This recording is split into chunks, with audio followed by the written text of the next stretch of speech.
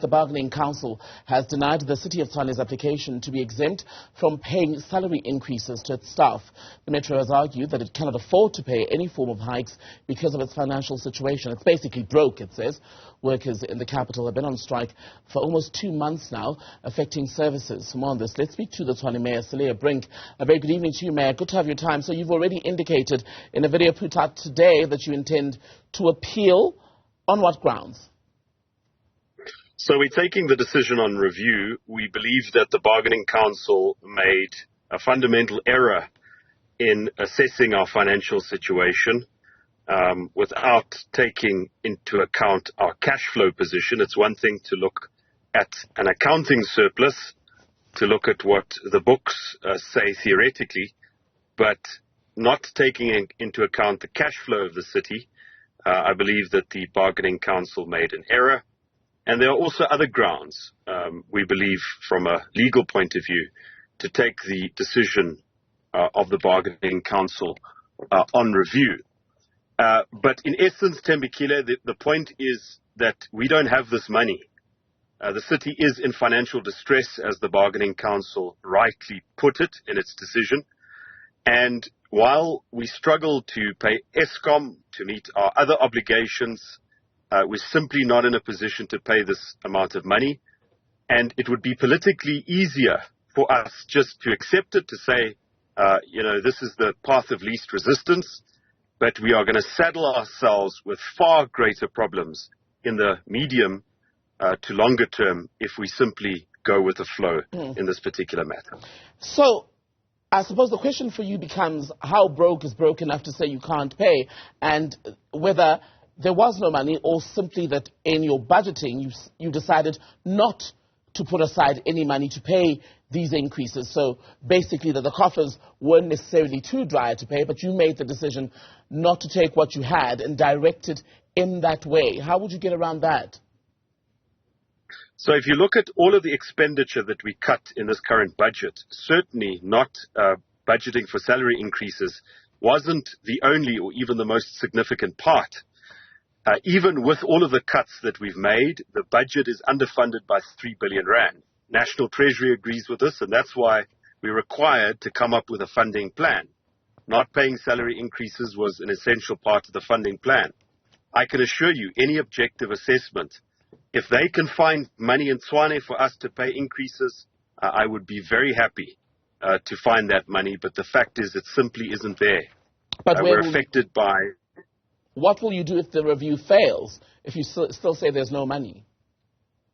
So then we will have to look at the adjustments budget, which is in January, to see if somehow our financial position has improved. But Tembekile, the problem is also if you budget for something that you know, according to all objective information, you don't have, that is also budget malpractice. And if we simply incur that expenditure now, it's unauthorized expenditure. So we are in a difficult position, but we have to choose our difficulties. Are we going to fight this fight based on our reasonable assessment of the finances, or are we going to fight the fight where we pay the increases and then can't afford to make payroll or can't afford to pay pension contributions? You know, the irony of this is at the weekend, SAMU and COSATU launched a mass action in the Free State against municipalities that can't pay salaries on time, that withhold pension contributions. And I thought to myself, that is exactly the situation that Tshwane needs to avoid if we want to, have a good relationship with employees and maintain good financial management. Right. And one of the figures I think put out was that you would need about 600 million rand to honor these increases of 5.4% agreed to in 2021. Should you fail, would the City of Tshwane go as far as taking on credit to make good on this commitment?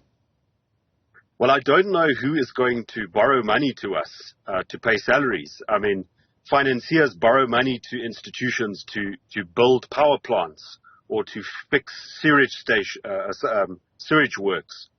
Or to lay roadway, but they don't borrow money to a municipality to pay salary increases. And that's the bind that we're in. Also, if we are to be pushed into a corner where we have to pay, it will mean service delivery will have to be cut. Something's got to give. And that is a situation that we don't want to be in. Yeah. And what we do want to remind folks over and over is the municipality doesn't have its own money. We deal with the people's money, the residents' money. And the salary increases are funded by electricity tariffs, property rates, the services that people charge when they do business with or interact with the municipality, right, when they rent property or halls and so on. So it always gets back to the pockets of the residents. But one of the things, Mayor, that the Bargaining Council pointed to was that Treasury had some forecasts, I think mid-term forecasts for Tshwane, Moody's as well, and I think the AG's office, it may have been, that they expect an improvement, especially in the coming months, as far as Tshwane's finances. Should that happen, would you be willing to pay increases, let's say next year, mid-2024?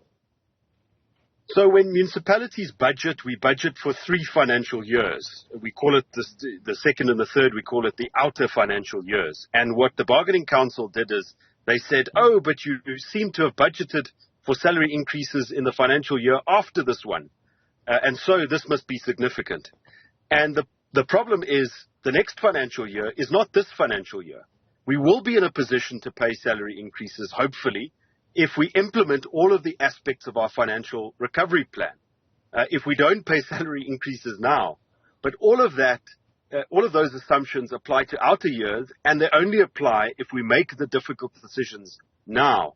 So no, there is no good forecast, whether by National Treasury or the AG, for the city or the country. You would notice National Treasury is issuing a circular saying that national and provincial governments will have to do cuts in order to protect social welfare. And that is as a result of salary increases granted at national and provincial level, okay, which government and the taxpayers can't afford. So Tshwane is not in a unique situation. We are all in a bind in this country. Our consumers, our residents are also in financial distress. And that's the macro reality, right, that we find ourselves in. You brought up people, the residents of Tshwane, and people who rely, for example, on the city's bus service. You are happy today, in fact, in your video, saying that you're seeing an increase in the number of municipal workers who are going back to work.